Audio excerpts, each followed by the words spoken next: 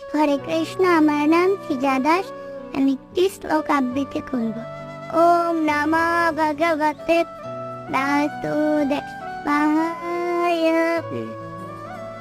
শ্রীমদ্ ভগবদ গীতা যথা সপ্তম অধ্যায় বিজ্ঞানীয় শ্লোক 15।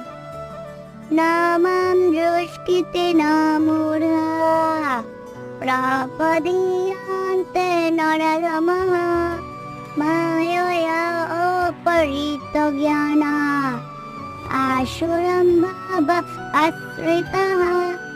ওরবান নরনরাধম মায়ার ধারা যাদের জ্ঞান অপহৃত হয়েছে এবং যারা আসরিক ভাব সম্পূর্ণ,